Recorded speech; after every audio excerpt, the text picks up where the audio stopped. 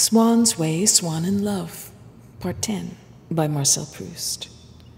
Swann speedily recovered his sense of the general ugliness of the human male, when on the other side of the tapestry curtain, the spectacle of the servants gave place to that of the guests. But even this ugliness of the faces, which of course were mostly familiar to him, seemed something new now that their features, instead of being to him signs of practical utility in the identification of this or that person, who until then had represented a cluster of pleasures to pursue, of boredoms to be avoided, or courtesies to return, were in repose, coordinated only by aesthetic relations, in the autonomy of their lines.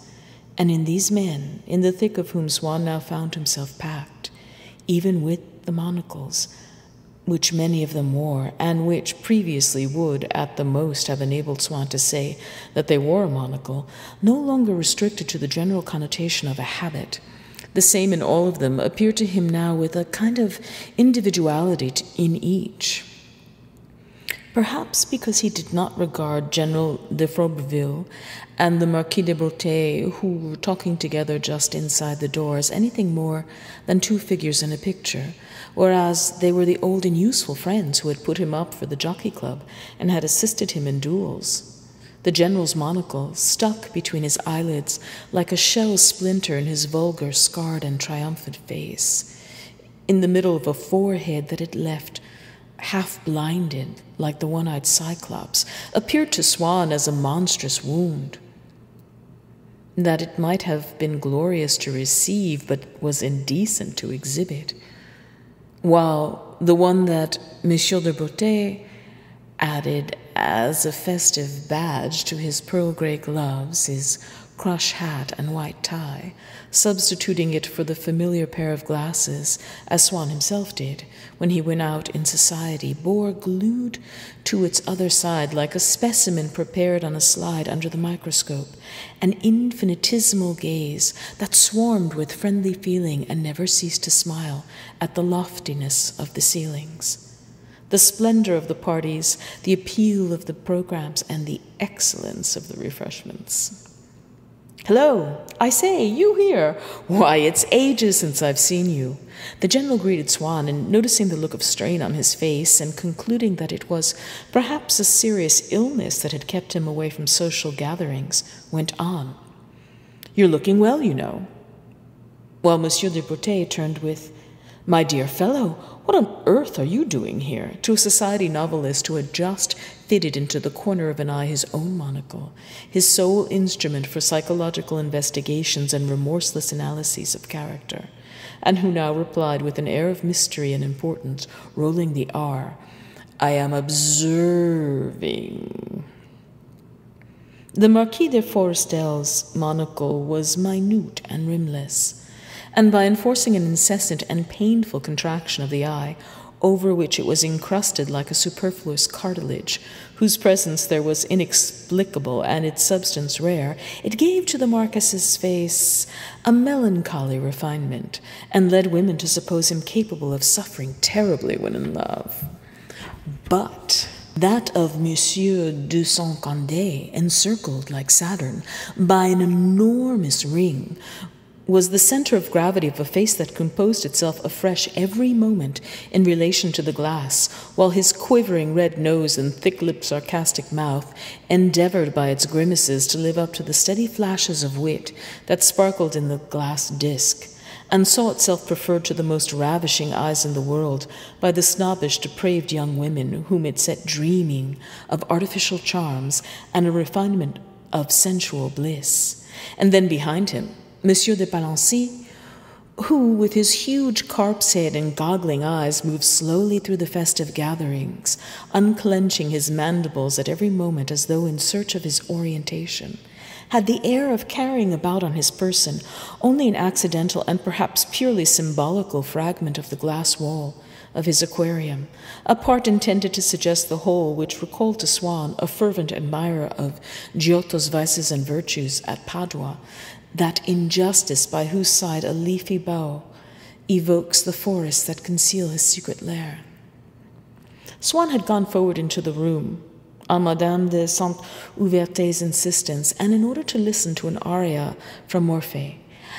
that was being played by a flutist, and had taken up position in a corner from which, unfortunately, all he could see was two middle-aged ladies seated side by side, the Marquise de Cambremer and the Vicomtesse de Franctot, who, because they were cousins, used to spend their time at parties and wandering through the rooms, each clutching her bag and followed by her daughter, hunting for each other like people at a railway station, and could never be at rest until they had reserved, by marking them with their fans or handkerchiefs, two adjacent chairs.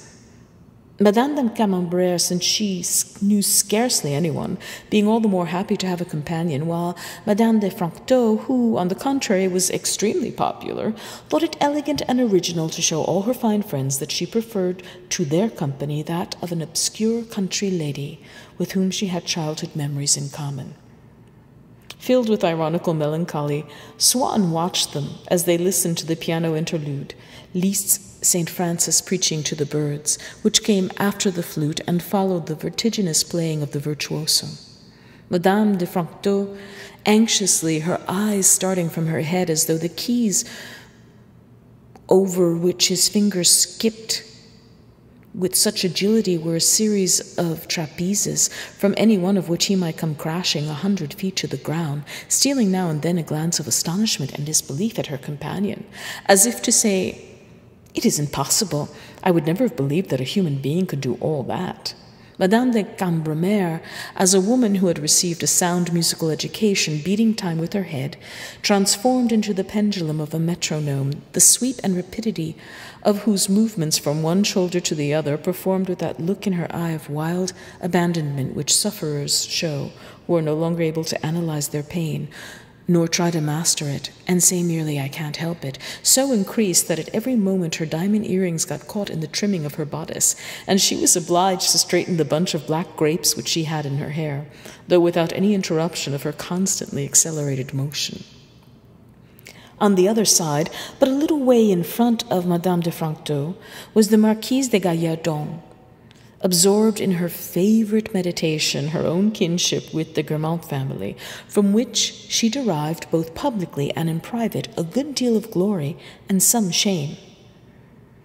The most brilliant of them remaining somewhat aloof from her, perhaps because she was just a tiresome woman, or because she was malicious, or because she came from an inferior branch of the family, or very possibly for no reason at all. When she found herself seated next to someone whom she did not know, as she was at this moment next to Madame de Franctot, she suffered acutely from the feeling that her own consciousness of her Guermantes connection could not be made externally manifest in visible characters like those which, in the mosaics in Byzantine churches, placed one beneath another, inscribe in a vertical column by the side of some sacred personage the words that he is supposed to be uttering. At this moment, she was pondering the fact that she had never received an invitation or even a call from her young cousin, the Princesse de Long, during the 6 years that had already elapsed since the latter's marriage. The thought filled her with anger, but also with pride, for by virtue of having told everyone who expressed surprise at never seeing her at Madame de Long's that it was because of the risk of meeting the Princess Mathilde there, a degradation that her ultra-legitimist family would never have forgiven her, she had come gradually to believe that this actually was the reason for her not visiting her young cousin. She remembered, it is true, that she had several times inquired of Madame de Long how they might contrive to meet, but she remembered it only in a confused way, and besides, did more than neutralize this slightly humiliating reminiscence by murmuring, "After all, it isn't for me to take the first step. I am at least 20 years older than she is." And fortified by these unspoken words, she flung her shoulders proudly back until they seemed to part company with her bust, while her head, which lay almost horizontally on them, made one think of the stuck-on head of a proud pheasant that is served at the table with all its feathers. Not that she in the least resembled a pheasant, having been endowed by nature with a squat, dumpy, and masculine figure, but the successive snubs had given her a backward tilt, such as one might observe in trees that have been taken root in a bad position on the very edge of a precipice and are forced to grow backward to keep their balance. since she was obliged, in order to console herself for not being quite on the level with the rest of the Guermantes, to repeat to herself incessantly that it was owing to the uncompromising rigidity of her principles and pride that she saw so little of them. This constant thought had gradually reshaped her body and given her a sort of superior bearing, which was accepted by the bourgeois as a sign of breeding, and even sparked at times a fleeting desire in the jaded eyes of clubmen. Had anyone subjected Madame de Gallardon's conversation to that form of analysis which, by noting the relative frequency of each term, enables one to discover the key to a ciphered message, he would at once have remarked that no expression, not even the commonest, occurred in it nearly so often as "at my cousin's the Guermantes," "at my aunt Guermantes," "à Lazière de Guermantes' health," "my cousin Guermantes' box." If anyone spoke to her of a distinguished personage, she would reply that although she was not personally acquainted with him, she had seen him hundreds of times at her aunt Guermantes. But she would utter this reply in so icy a tone, with such a hollow sound, that it was at once quite clear that if she did not know the celebrity personally, that was because of all the obstinate, ineradicable principles against which her arching shoulders were stretched back to rest, as one of those ladders on which gymnastic instructors make us extend in order to develop the expansion of our chests. At this moment, the Princess des Laumes, who had not been expected to appear at Madame Sonnenouvert's that evening, did in fact arrive. To show that she did not wish any special attention in a salon to which she had come by an act of condescension to be paid to her superior rank, she had entered the room with her arms pressed close to her sides, even when there was no crowd to be squeezed through, no one attempting to get past her, staying purposely at the back with the air of being in her proper place, like a king who stands in line at the doors of a theater where the management has not been warned of his coming, and strictly limiting her field of vision so as not to seem to be advertising her presence and claiming the consideration that was her due to the study of a pattern in the carpet or of her own skirt.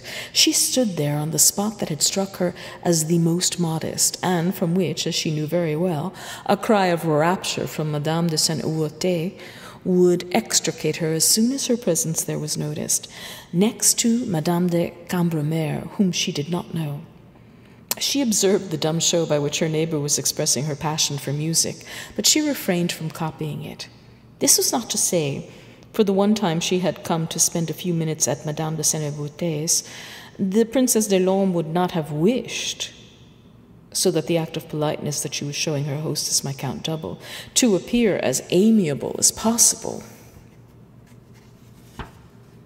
But she had a natural horror of what she called exaggerating, and always made a point of letting people see that she simply must not indulge in any display of emotion that was not in keeping with the tone of the circle in which she moved, although such displays never failed to make an impression on her by virtue of that spirit of imitation, akin to timidity, that it developed in the most confident persons by contact with an unfamiliar environment, even though it is inferior to their own. She began to ask herself whether these gesticulations might not perhaps be made necessary by the piece of music that was being played, a piece which, it might be, was in a different category from all the music that she had ever heard before, and whether to abstain from them was not a sign of her own inability to understand the music, and of discourtesy toward the lady of the house, with the result that, in order to express by a compromise both of her contradictory inclinations in turn, at one moment she would merely straighten her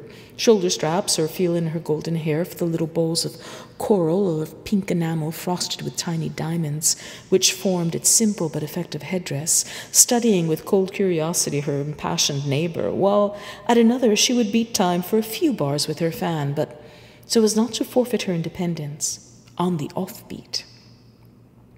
When the pianist had finished the least intermezzo and begun a prelude by Chopin, Madame de Cambremer turned to Madame de Franctot with this tender smile, full of reminiscence as well as the satisfaction of one competent to judge the performance. She had learned in her youth to caress those long, sinuous phrases of Chopin, so free, so flexible, so tactile, which begin by seeking their ultimate resting place somewhere beyond and far from the direction in which they started, far from the point that one might have expected them to reach, phrases that divert themselves in those bypaths of fantasy, only to come back more deliberately, with a more premeditated return, with more precision, as on a crystal ball that resonates until you cry out to strike at your heart. Brought up by a provincial household with few friends or visitors, hardly ever invited to a ball, she had reveled in the solitude of her manor house, in setting the pace, now slowly, now hastening the dances, for all those imaginary couples, as one pulls petals from flowers, leaving the ballroom for a moment to listen to the wind sighing among the pine trees, on the shore of the lake, and seeing suddenly advancing toward her, more different from anything one had ever dreamed of than earthly lovers are, a slender young man, whose voice was lilting and strange and out of tune, in white gloves. But nowadays, the old-fashioned beauty of this music seemed to have become a trifle stale. Having lost a few years back the esteem of experts, it lost its distinction and its charm. And even those whose taste was bad had ceased to find it in it more than an unadmitted and ordinary pleasure. Madame de Cambremer cast a furtive glance behind her. She knew that her young daughter-in-law, full of respect for her new family, except in things that touched on matters of the heart, on which, having got as far as harmony and the Greek alphabet, she had specially enlightened, despised Chopin, and felt quite ill when she heard him played. But finding herself free from the scrutiny of this Wagnerian, who was sitting at some distance in a group of people her own age, Madame de Cambremer let herself drift on a stream of delightful impressions. The Princesse de l'Homme was touched also, though without any natural gift for music. She had received some 15 years earlier the instruction that a piano teacher of the Faubourg Saint-Germain, a woman of genius who had been, toward the end of her life, reduced to penury, had started at 70 to give to the daughters and granddaughters of her former pupils. This lady was now dead, but her method, an echo of her charming touch, came to life now and then in the fingers of her pupils, even of those who had become in other respects quite mediocre, had given up music, and had hardly ever opened a piano. And also, Madame de l'Homme could let her head sway to and fro, fully aware of the cause, with a perfect appreciation of the manner in which the pianist was playing this prelude, since she knew it by heart. The closing notes of the phrase that he had begun sounded already on her lips, and she murmured, "How charming it is," with a double ch at the beginning of the word, a mark of her refinement, by which she felt her lips so romantically compressed, like a beautiful flower, that she instinctively brought her eyes into harmony with her lips, giving her eyes at that moment a sort of vague and sentimental gaze. Meanwhile, Madame de Gallardon had arrived at the point of saying to herself how annoying it was she had so few opportunities of meeting the Princesse de l'Homme, for she meant to teach her a lesson by not acknowledging her bow. She did not know that her cousin was in the room. A movement of Madame Francto's head disclosed the princess. At once, Madame de Gallardon dashed toward her, disturbing everyone, although wishing to preserve a haughty and glacial manner, which should remind everyone present that she had no desire to remain on friendly terms with a person in whose house one might find oneself any day nose to nose with the Princesse Mathilde, and to whom it was not her duty to make advances, since she was not of her generation. She felt bound to modify this air of hauteur and reserve by some non-committal remark that would justify her approach, and force the princess to engage in conversation. And so, when she reached her cousin, Madame de Gallardon, with a stern countenance and one hand thrust out as though she were trying to force a calling card on her, began with, "How is your husband?" in the same anxious tone that she would have used if the prince had been seriously ill.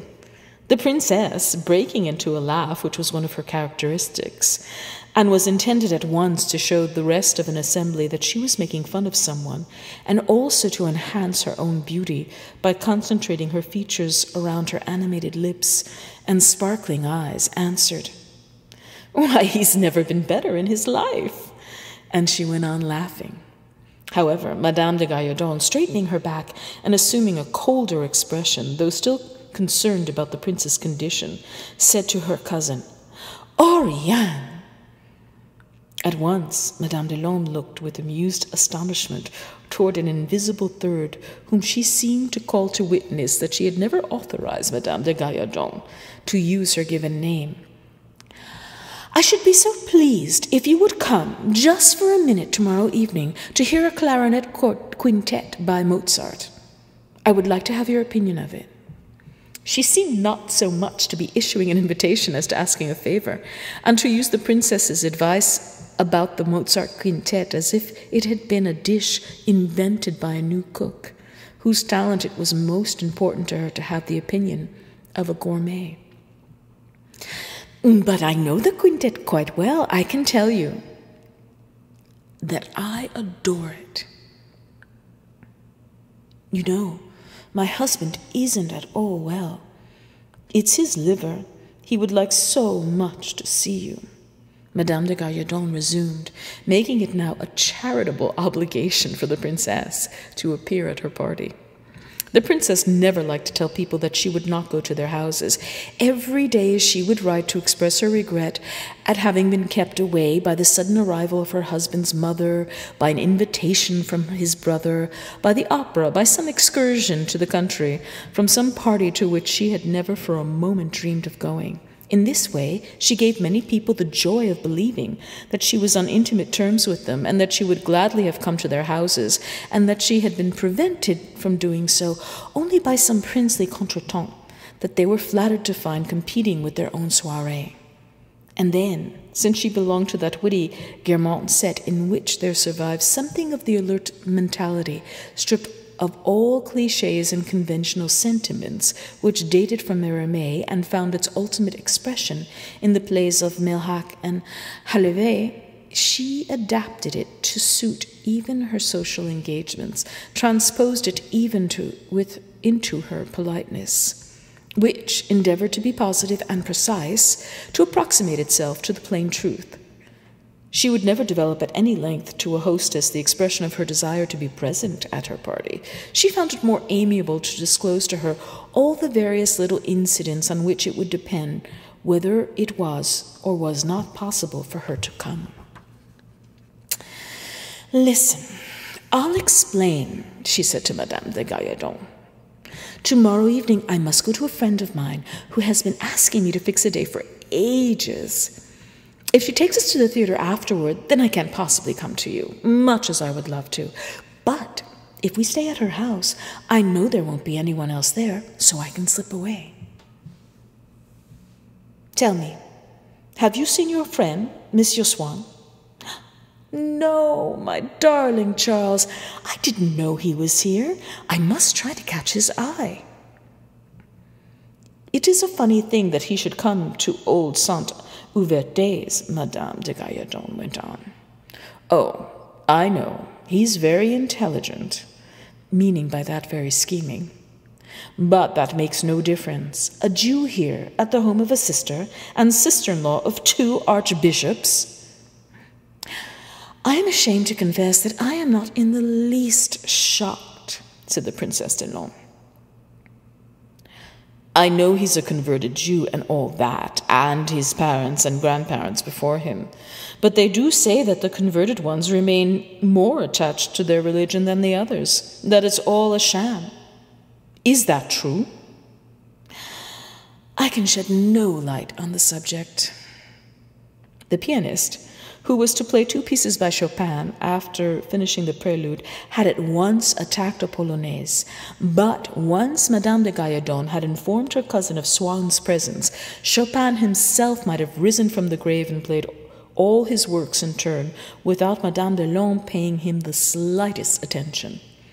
She belonged to that one of 2 divisions of the human race in which the curiosity that the other half feels about the people whom it does not know is replaced by an interest in the people whom it does.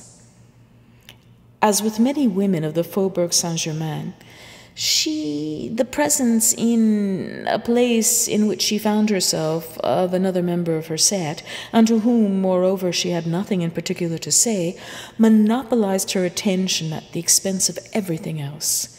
From that moment, in the hope that Swann would notice her, the princess could do nothing but, like a tame white mouse when a lump of sugar is put down before its nose and then taken away, turn her face brimming with countless signs of connivance, none of them with the least relevance to the sentiment underlying Chopin's Polonaise, in the direction where Swann was, and if he moved, divert accordingly the course of her magnetic smile. "Oriane, don't be angry with me," resumed Madame de Gallardon, who could never restrain herself from sacrificing her highest social ambitions and the hope that she might one day dazzle the world to the immediate obscure and private satisfaction of saying something disagreeable. "There are people who say that this Monsieur Swann is someone you can't receive in your house. Is that true?" "Why, you, of all people, ought to know that it's true," replied the Princesse des Laumes, "since you must have invited him 100 times, and he's never come." And leaving her mortified cousin, she broke out again into a laugh that scandalized everyone who was listening to the music, but attracted the attention of Madame de Sennevoûté, who had stayed out of politeness near the piano and caught sight of the princess now for the first time.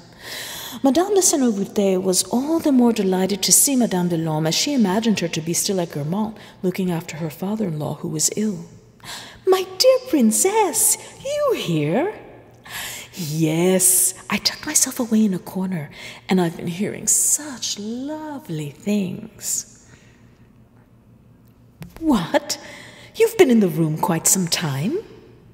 "Oh, yes, quite a long time, which seemed very short. Long only because I couldn't see you."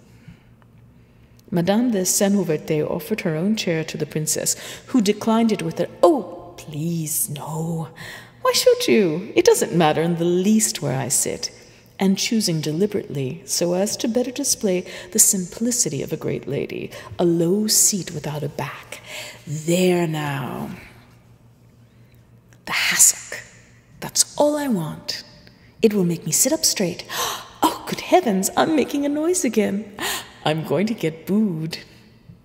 Meanwhile, the pianist having redoubled his speed, the musical excitement was at its peak. A servant was handing out refreshments on a tray and making the spoons rattle, and as she did every week, Madame de Sennevoûté was making signs to him, which he never saw, to leave the room. A recent bride, who had been told that a young woman ought never to appear blasée, was smiling with pleasure, trying to catch her hostess's eye in order to express her gratitude for the others having thought of her in connection with so delightful an entertainment. And yet, although she remained more calm than Madame de Franctot, it was not without some uneasiness that she followed the piece. Her anxiety had at its object not the pianist's fate, but the piano's, on which a lighted candle jumping at each fortissimo threatened, if not to set its shade on fire, at least to spill wax on the rosewood. At last she could contain herself no longer, and running up the 2 steps of the platform on which the piano stood, she rushed to remove the candle. But scarcely had her hand come within reach of it when, on a final chord, the piece finished, and the pianist rose to his feet. Nevertheless, the bold initiative shown by this young woman, and the brief confusion between her and the pianist that resulted from it, produced an impression that was generally favorable. "Did you see what that young woman did just now, princess?" said General de Fourbourville, who had come up to Madame de Laumes, whom Madame de Sennevoûté left for a moment. "Odd, wasn't it? Is she one of the performers?" "No, she's a little Madame de Cambremer," replied the princess carelessly, and then quickly added, "I'm only repeating what I just heard now myself. I haven't the faintest notion who said it. It was someone behind me who said that they were neighbors of Madame de Sennevoûté in the country, but I don't believe anyone knows them, really. They must be country cousins. By the way, I don't know whether you're well acquainted with the brilliant society that we see before us, because I've no idea who all these astonishing people can be. What do you suppose they do with themselves when they're not at Madame de Senneverté's parties? She must have ordered them in with the musicians and the chairs and the food. You must admit that these guests from Belloise are really splendid, but can't she really have the courage to hire the same walk-ons every week? It isn't possible. Oh, but Cambremer is quite a good name. Old, too, protested the general. I see no harm in its being old, the princess answered dryly, but whatever it is not euphonious. She went on, isolating the word euphonious as though between quotation marks, a little verbal affectation that was peculiar to the Guermantes. You think not, eh? She looks good enough to eat, said the general, whose eyes never strayed from Madame de Cambremer. Don't you agree with me, princess? She pushes herself forward too much, I think, in so young a woman. That's not very nice, for I don't believe she's my contemporary, replied Madame de Long, this expression being common to the Gallardons and the Guermantes. But the princess, seeing that Monsieur de Faubourg was still gazing at Madame de Cambremer, added, half out of malice toward the lady, half wishing to oblige the general, not very nice for her husband. I am sorry that I do not know her. Since you find her so attractive, I might have introduced you to her, said the princess, who, if she had known the young woman, would most probably have done nothing of the sort. And now I must say good night, because it's a friend's birthday, and I must go and wish her many happy returns, she explained in a modest and sincere tone, reducing the fashionable gathering to which she was going to the simplicity of a boring ceremony, but which was obligatory and touching to attend. Besides, I am to meet Basine there. While I've been here, he's gone to see those friends of his, whom you know too, I'm sure, who are named after a bridge. The Enna? It was a battle before it was a bridge, princess. It was a victory, said the general. I mean to say, to an old soldier like me, he went on, wiping his monocle and replacing it as though he were changing the dressing on a wound, while the princess instinctively looked away. That empire nobility, well, of course, it's not the same thing, but after all, taking it as it is, it's a very fine example of its kind. They were people who really did fight like heroes.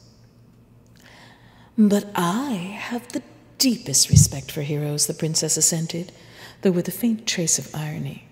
If I don't go with Barsine to see this Princess d'Helena, it isn't for that at all. It's simply because I don't know them. Barsine knows them. He adores them. Oh, no, it's not what you think. He's not in love with her. There's no reason for me to object, she added sadly, for everyone knew that ever since the day on which the Prince de l'Homme had married his ravishing cousin, he had been consistently unfaithful to her. Anyhow, it isn't that at all. They're people he has known for a long time. He thrives on them, and that suits me just fine. To begin with, what he's told me about their house is quite enough. Can you imagine it? All their furniture is empire. But, my dear princess, that's only natural. That's because it belonged to their grandparents. I don't deny it, but that doesn't make it any less ugly. I quite understand that people can't always have nice things, but at least they needn't have things that are simply grotesque. What can I say? I can think of nothing more pretentious, more bourgeois, than that horrible style chest of drawers covered all over with swans' heads, like bathtubs. But I believe all the same that they've got some lovely things. Why, they must have that famous mosaic table on which was signed the Treaty of... Oh, I don't deny that they have many things that are interesting enough from the historical point of view, but things like that can't ever be beautiful, because they're simply horrible. I've got things like that myself. They came to Bassine from Montesquieu, but They're up in the attic, said Guermantes, where nobody ever sees them. But after all, that's not the point. I would fly to see them with Bassim. I would even go to see them among all their sphinxes and brasses if I knew them, but I don't know them. Do you know, I was always taught when I was a little girl that it was not polite to call on people one didn't know, she said, assuming a childish tone. And so I'm just doing what I was taught to do.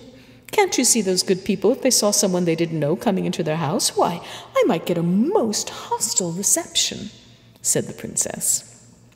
And she coquettishly embellished the smile that the supposition had brought to her lips by giving to her blue eyes, which were fixed on the general, a gentle, dreamy expression. Ah, my dear princess, you know they'd be simply wild with joy. No, why?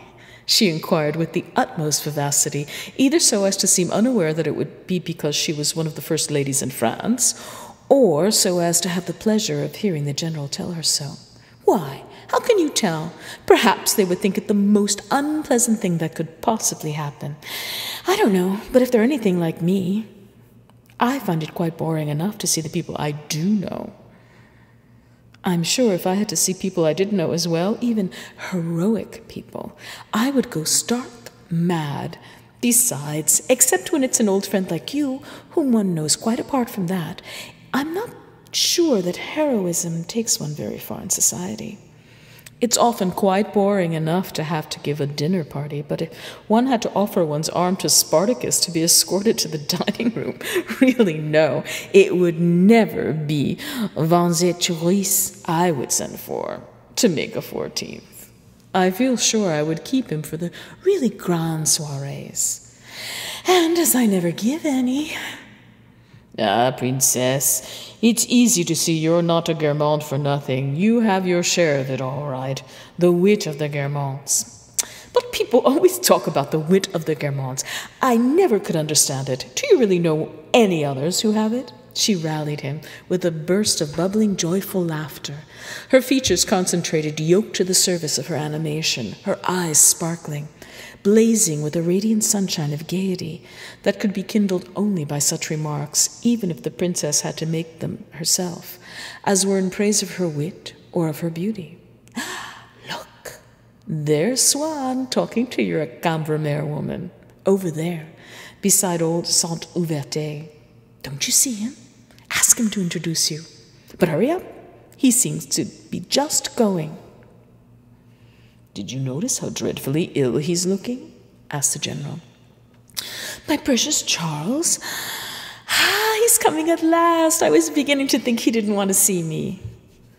Swann was extremely fond of the Princess Delon, and the sight of her recalled to him Guermantes, a property close to Cambrai, and all that country that he so dearly loved and had ceased to visit so as not to be separated from Odette, slipping into the manner half artistic, half amorous, with which he could always manage to amuse the princess, a manner that came to him quite naturally whenever he dipped for a moment into his own milieu, and wishing also to express in words for his own satisfaction the longing that he felt for the country.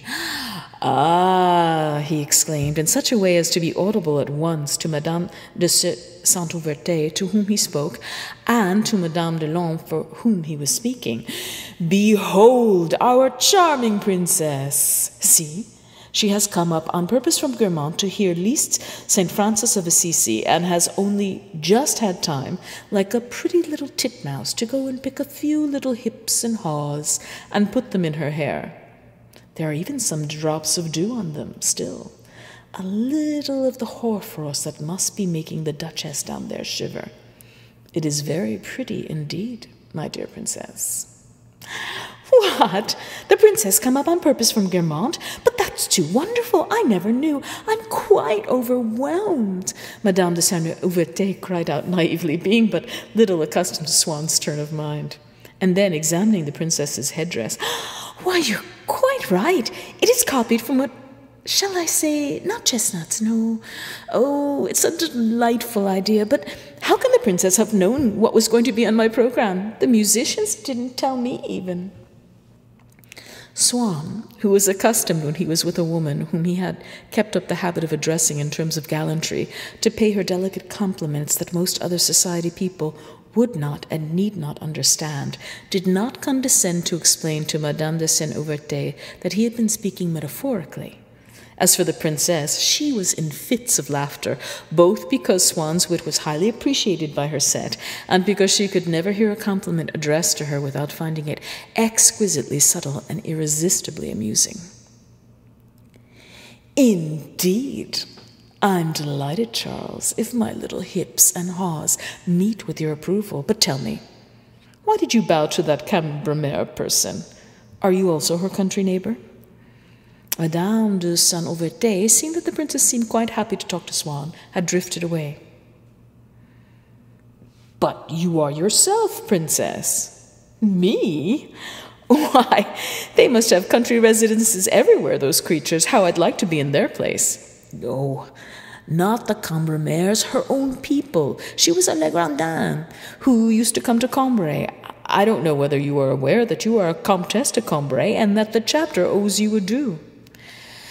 "I don't know what the chapter owes me, but I do know that I'm tapped for 100 francs every year by the curé, which is a due that I could very well do without."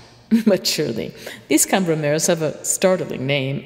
It ends just in time, but it ends badly," she said with a laugh. "It begins no better," Swann took the point. "Yes, that double abbreviation. Someone very angry and very proper who didn't dare finish the first word. But since he couldn't stop himself beginning the second, he'd have done better to finish the first and be done with it. We are making jokes in the most charming taste, my dear Charles. In the very best of taste. But how tiresome it is that I never see you now," she went on in a coaxing tone. "I do so love talking to you. Just imagine. I could not make that idiot Faubreville see that there was anything astonishing about the name Cambremer. Do you agree that life is a dreadful thing? It's only when I see you that I stop feeling bored." Which was probably not true. But Swann and the princess had the same way of looking at the little things of life, the effect, if not the cause, of which was a close analogy between their modes of expression and even of pronunciation. This similarity was not striking because no two things could have been more unalike than their voices.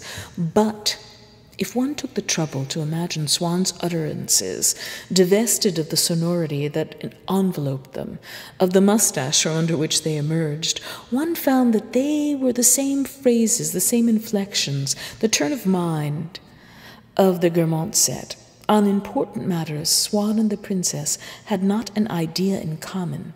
But since Swann had become so melancholy, and was always in that trembling condition that precedes a flood of tears, he had the same need to speak about his grief that a murderer has to talk about his crime. And when he heard the princess say that life was a dreadful thing, he felt as much comforted as if she had spoken to him of Odette. "Yes, life is a dreadful thing. We must meet more often, my dear friend. What is so nice about you is that you are not cheerful. We might spend an evening together." "I'm sure we could. Why not come down to Guermantes? My mother-in-law would be wild with joy. It is supposed to be very ugly down there, but I must say, I find the area not at all unattractive. I have a horror of picturesque spots." "I know it well." "It's delightful," replied Swann. "It's almost too beautiful, too much alive for me just at present. It's a country to be happy in. It's perhaps because I have lived there, but things there speak to me so. As soon as a breath of wind gets up and the wheat fields begin to stir, I feel that someone is going to appear suddenly, that I'm going to hear some news in those little houses by the water's edge. I would be quite unhappy." "Oh, my dearest Charles, do take care. There's that appalling Rapillon woman. She's seen me. Hide me somewhere. Do tell me, again, quickly, what is it was that happened to her? I get so mixed up. She's married off her daughter or her lover. I can never remember. Perhaps both, to each other." "Oh, no, I remember now. She's been repudiated by her prince. Pretend to be talking so that this Berenice won't come and invite me to dinner. Anyway, I'm going.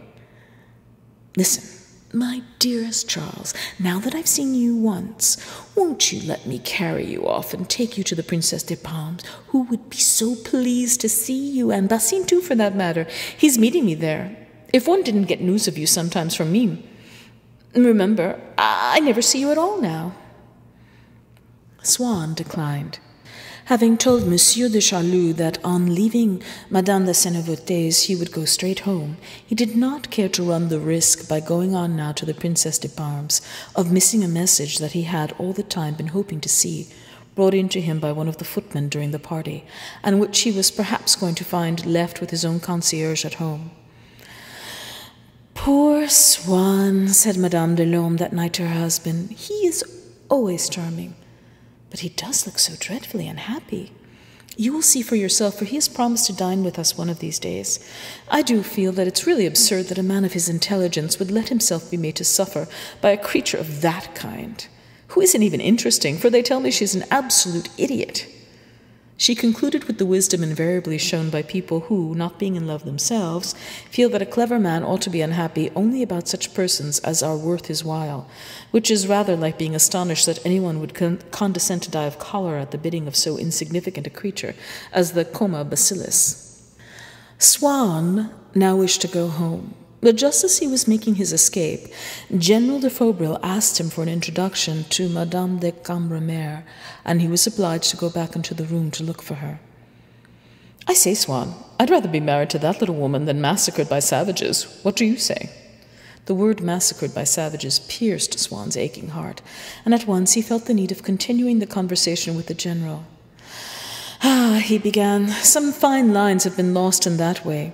There was, you remember, that navigator whose remains Dumont d'Urville brought back, La Pérouse," and Swann was at once again happy, as though he had spoken of Odette. "He was a fine character, and interests me very much, does La Pérouse," he ended sadly. "Oh, yes, of course, La Pérouse," said the general. "It's a well-known name. There's a street called that." "Do you know anyone in the Rue La Pérouse?" asked Swann anxiously. "Only Madame de Chanlevaux, the sister of that good fellow, Charles-Pierre. She gave a most amusing theater dinner party the other evening. That's a salon that will be really fashionable some day, you'll see." "Oh, she lives in the Rue La Pérouse? It's nice. It's such an attractive street. So gloomy." "Not at all. You can't have been in it for a long time.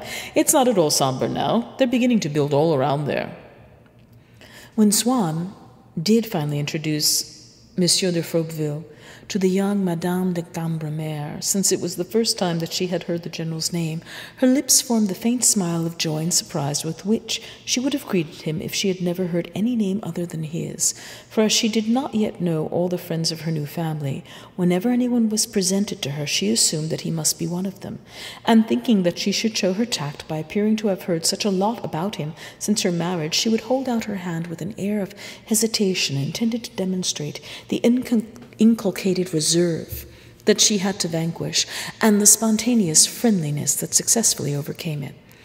And so her parents-in-law, whom she still regarded as the most brilliant people in all of France, declared that she was an angel, all the more that they preferred to appear, in marrying her to their son, to have yielded to the attraction rather of her many fine qualities than of her considerable fortune.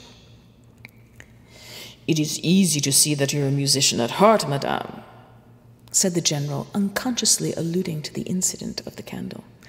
Meanwhile, the concert had begun again, and Swann saw that he could not go before the end of the new number on the program. He suffered greatly from being shut up among all these people whose stupidity and absurdities wounded him all the more cruelly, since, being ignorant of his love, incapable, had they known of it, of taking any interest or of doing more than smile at it as at some childish joke, or deplore it as an act of insanity, they made it appear to him in the aspect of a subjective state that existed for himself alone, whose reality there was nothing external to confirm.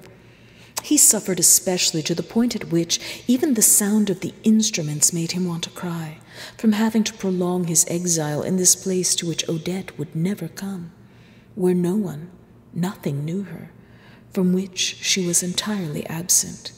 But suddenly it was as though she had entered, and this apparition tore him with such anguish that he had to place his hand over his heart. What had happened was that the violin had risen to a series of high notes, on which it rested as though expecting something, an expectancy that it prolonged without ceasing to hold on to the notes in the exaltation with which it already saw the expected object approaching, and with a desperate effort to try to continue until its arrival, to welcome it before itself expiring, to keep the way open for a moment longer with all its remaining strength, so that the stranger might enter in as one holds a door open that would otherwise close. And before Swann had had time to understand what was happening, and to say to himself, "It is the little phrase from Vanti's sonata. I mustn't listen," all his memories of the days when Odette had been in love with him, which he had succeeded, up till that evening, in keeping invisible in the depths of his being, deceived by the sudden gleam of a season of love which they supposed had returned, had awakened from their slumber, had taken wing and risen to sing maddeningly in his ears, without pity for his present desolation, the forgotten refrains of happiness. In the place of the abstract expressions, the time when I was happy, the time when I was loved, which he had often used until then, and without much suffering, for his intelligence had not embodied in them anything of the past, save so-called extracts that preserved none of its reality. He now recovered everything that had fixed unalterably the specific, volatile essence of that lost happiness. He could see it all again, the snowy curled petals of the chrysanthemum that she had tossed after him into his carriage, which he had kept pressed to his lips, the address, Maison Dorée, embossed on the letter, on which he had read, "My dear, my hand trembles so that I can scarcely write." The frowning extraction of her eyebrows when she said pleadingly, "You won't let it be very long before you send for me." He could smell the heated iron of the barber whom he used to have in, to add a slight wave to his stiffly brushed hair, while Lourdan went to fetch the little working girl. The torrents of rain that fell so often that spring, the freezing homeward drive in his Victoria by moonlight, all the network of mental habits, of seasonable impressions, of sensory reactions which had extended over a series of weeks its uniform meshes in which his body now found itself inextricably caught again. At that time, he had been satisfying a sensual curiosity to know what were the pleasures of those people who lived for love alone. He had supposed that he could stop there, that he would not be obliged to learn their sorrows also. How small a thing the actual charm of Odette was, now in comparison with that formidable terror that extended it like a cloudy halo all around her, that enormous anguish of not knowing at every moment what she had been doing, of not possessing her everywhere and always. Alas, he recalled the accent in which she exclaimed, "But I can see you at any time. I am always free." She, who was never free now, the interest, the curiosity that she had shown in his life, her passionate desire that he should do her the favor, dreaded by him at that time as a source of tedious inconveniences, of granting her access to his study. How she had been obliged to beg that he would let her take him to the Védérans, and, when he did allow her to come to him once a month, how she had first, before he would let himself be swayed, had to repeat what a joy it would be to her, that custom of their seeing each other daily, for which she had longed at a time when to him it had seemed only a tiresome bother, for which since that time she had conceived a distaste, and had definitely broken herself of it, while it had become for him so insatiable, so dolorous a need. Little had he suspected how truly he spoke. When the third time he saw her, she repeated, "But why don't you let me come to you more often?" he had told her, laughing and with gallantry, for fear of forming a hopeless passion. Now, alas, it still happened at times that she wrote to him from a restaurant or hotel, on paper that bore a printed address, but printed in letters of fire that seared his heart. "It's written from the Hotel Voirmont. What on earth can she have gone there for? With whom? What happened there?" He remembered the gas jets that were being extinguished along the Boulevard des Italiens, when he had met her, when all hope was gone, among the errant shades on the night that had seemed to him almost supernatural, and that now, that night of a period when he had not even to ask himself whether he would be annoying her by looking for her, and by finding her, so certain was he that she knew no greater happiness than to see him and to let him take her home, belonged indeed to a mysterious world to which one never may return again once its doors are closed. And Swann could distinguish, standing motionless before that scene of happiness to which it lived again, a wretched figure that filled him with such pity, because he did not at first recognize who it was, that he must lower his head for fear that someone would observe that his eyes were filled with tears. It was himself. When he had realized this, his pity ceased, but he was jealous. Now, of that other self, whom she had loved. He was jealous of those men of whom he had so often said, without much suffering, perhaps she's in love with them. Now that he had exchanged the vague idea of loving, in which there is no love, for the petals of the chrysanthemum, and the letterhead of the Maison Dorée, for they were full of love. And then his anguish, becoming too keen, he passed his hand over his forehead, let the monocle drop from his eye, and wiped its glass. And no doubt, if he had seen himself at that moment, he would have added to the collection of the monocles that he had already identified, this one that he removed, like an importunate thought, and from whose misty surface he sought, with his handkerchief, to efface his worries. There are in the violin, if one does not see the instrument itself, and so cannot relate what one hears to what one sees, which has the effect of modifying the tone, accents that are so closely akin to those of certain contralto voices that one has the illusion that a singer has taken her place amid the orchestra. One raises one's eyes. One sees only the wooden case, as delicate as a Chinese box, but at moments one is still tricked by the deceiving appeal of the siren. At times, too, one believes that one is listening to a captive genie struggling in the depths of the sapient box, a box enchanted and quivering, like a devil immersed in a stoup of holy water. Sometimes again it is the air at large, like a pure and supernatural creature, that passes while unfurling its invisible message, as though the musicians were not nearly so much playing the little phrase as performing the rites on which it insisted before it would consent to appear, as proceeding to utter the incantations necessary to procure and to prolong for a few moments the miracle of its apparition. Swann, who was no more able now to see it than if it had belonged to a world of ultraviolet light, who experienced something like the refreshing sense of a metamorphosis in the momentary blindness with which he had been struck as he approached it. Swann felt that it was present, like a protective goddess, a confidant of his love, who, so as to be able to come to him through the crowd and to draw him aside to speak to him, had disguised herself in this sweeping cloak of sound. And as she passed him, light, soothing, as softly murmured as the perfume of a flower, telling him that she had to say every word of which he closely scanned. Sorry to see them fly away so fast, he made involuntarily with his lips the motion of kissing, as it went by him, the harmonious, fleeting form. He felt that he was no longer in exile and alone, since she, who addressed herself to him, spoke to him in a whisper of Odette. For he had no longer, as of old, the impression that Odette and he were not known to the little phrase. It had so often been witness of their joys, true, that as often it had warned them of their frailty, and indeed, whereas in that distant time he had divined an element of suffering in its smile, in its limpid and disillusioned intonation, today he found there rather the charm of a resignation that was almost happy.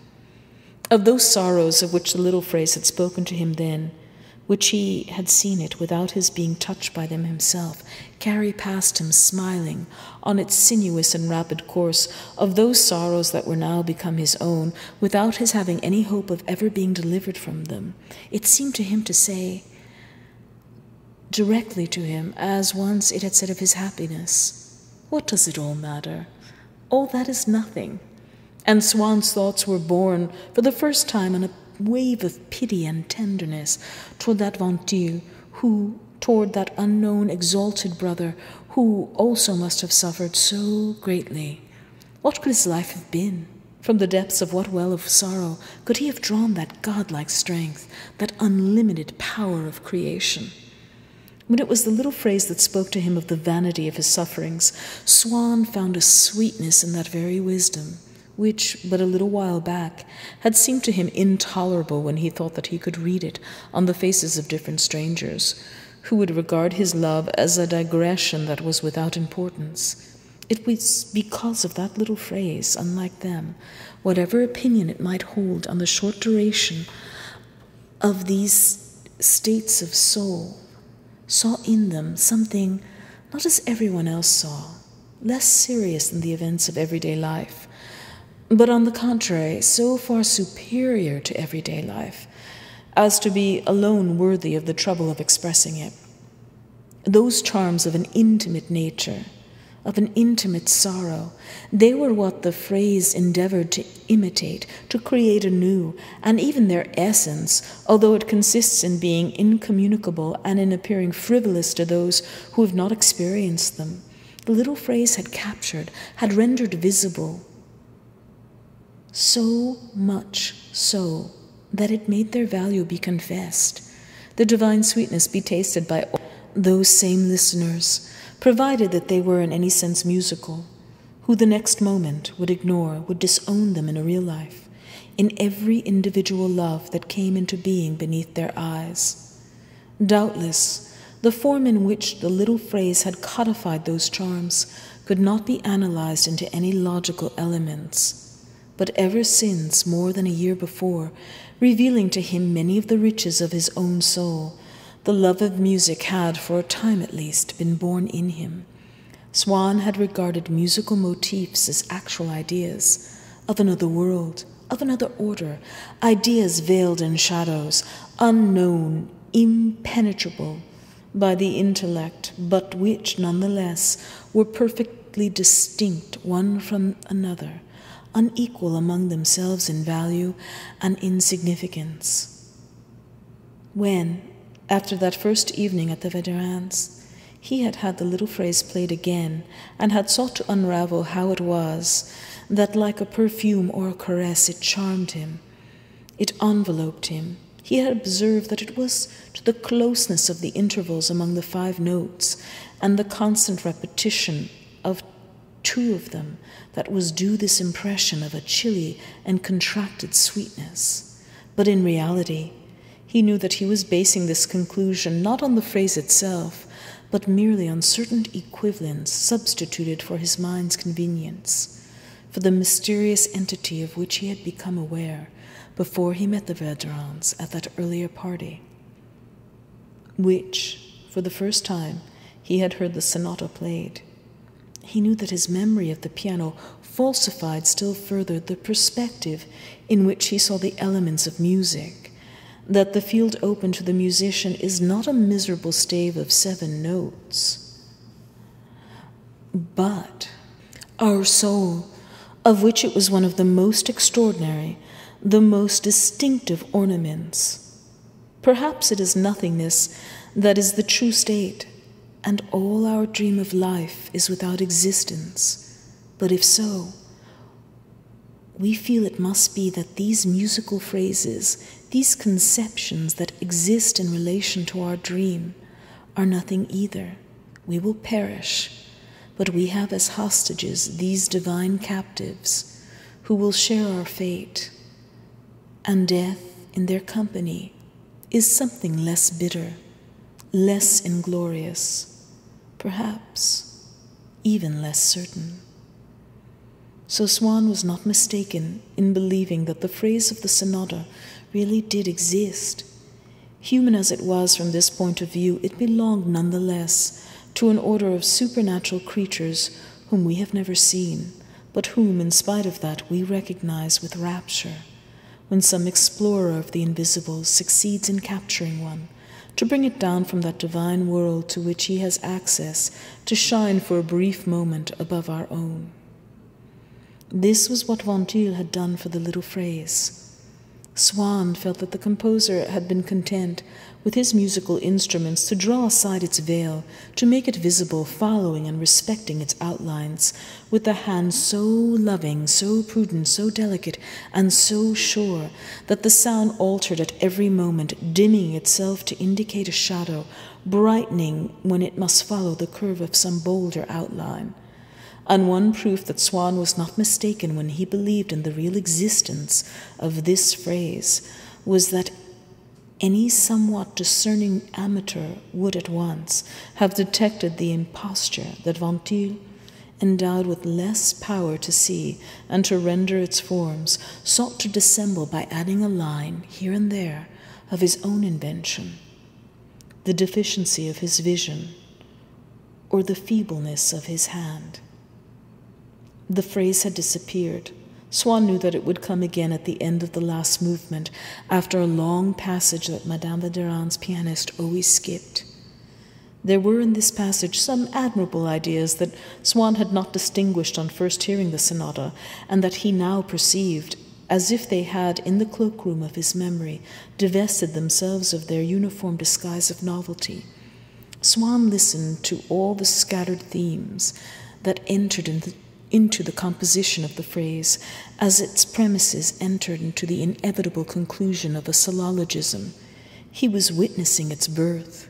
An audacity, he exclaimed to himself, as inspired perhaps as Lavoisier's or as Ampère's, the audacity of a Ventil experimenting, discovering the secret laws that govern an unknown force, driving across a region unexplored toward the one possible goal, the invisible team in which he had placed his trust, and which he will never see. How charming the dialogue that Swann now heard between piano and violin at the beginning of the last passage. The suppression of human speech, far from letting fantasy reign there uncontrolled, as one might have thought, had eliminated altogether. Never was spoken language of such inflexible necessity. Never had it known questions so pertinent, such obvious replies. At first, the piano complained alone. Like a bird deserted by its mate, the violin heard and answered it, as from a neighboring tree. It was at the beginning of the world, as if there were still only the two of them on the earth, or rather, in this world, closed against all the rest, so fashioned by the logic of its creator that in it there would never be any but themselves, the world of this sonata. Was it a bird? Was it the soul, not yet made perfect of the little phrase? Was it a fairy, invisible and lamenting, whose plaint the piano heard and tenderly repeated? Its cries were so sudden that the violinist had to snatch up his bow and rush to receive them. Marvelous bird! The violinist seemed to want to charm it, to tame it, to capture it. Already it had passed into his soul. Already the conjured little phrase shook, like that of a medium's, the truly possessed body of the violinist. Swann knew that the phrase was going to speak to him once again, and his personality was so divided that the strain of waiting for the imminent moment when he would find himself face to face once more with the phrase convulsed him in one of those sobs that a fine line of poetry or a piece of sad news will wring from us, not when we are alone, but when we repeat them to a friend in whom we ourselves reflected, like another person, whose probable emotions softens them. It reappeared, but this time to remain poised in the air, and to sport there for a moment, only as though immobile and short to expire. And so Swann lost nothing of the precious time for which it lingered. It was still there, like an iridescent bubble that floats for a while unbroken, as a rainbow when its brightness fades seems to subside, then soars again, and before it is extinguished is glorified with greater splendor than it has ever shown. To the two colors that the phrase had hitherto allowed to appear, it added others now, chords shot with every hue in the prism, and made them sing. Swann dared not move, and would have liked to compel all the other people in the room to remain still also, as if the slightest movement might diminish the magic presence, supernatural, delicious, frail, that was so soon to vanish. But no one, as it happened, dreamed of speaking. The ineffable utterance of one solitary man, Absent, perhaps dead. Swann did not know whether Ventil was still alive. Breathed out above the rites of those two celebrants, sufficed to arrest the attention of 300 minds, and made of that stage on which a soul was thus called into being one of the noblest altars on which a supernatural ceremony could be performed, so that when the phrase at last was finished, and only its fragmentary echoes floated among the subsequent motifs that had already taken its place, if Swann at first was annoyed to see the Comtesse de Montrevider, famed for her naivete, lean over toward him to confide in him her impressions, before even the sonata had come to an end, he could not refrain from smiling, and perhaps also found an underlying sense, which she was incapable of perceiving, in the words that she used. Dazzled by the virtuosity of the performers, the Countess exclaimed to Swann, "It's astonishing! I've never seen anything so outrageous," but a scrupulous regard for accuracy making her correct her first assertion, she added this reservation: "Anything to beat it, since the table turning." From that evening, Swann understood that the feeling Odette had once had for him would never revive, that his hopes of happiness would not be realized now, and the days on which she had happened once more to be kind and affectionate toward him, or if she had paid him any attention, he recorded those apparent and misleading signs of a slight movement on her part toward him with the same tender and skeptical solicitude, the desperate joy that people reveal who, when they are nursing a friend in the last days of an incurable malady, relate as facts of great significance. Yesterday, he went through his accounts himself and actually corrected a mistake that we made in adding them up. He ate an egg today and seemed quite to enjoy it. If he digests it well enough, we will see if he can eat a cutlet tomorrow, although they themselves know that these things are meaningless on the eve of an inevitable death. No doubt, Swann was assured that if he had now been living at a distance from Odette, he would gradually have lost all interest in her, so that he would have been glad to learn that she was leaving Paris forever. He would have had the courage to remain there, but he had not the courage to leave.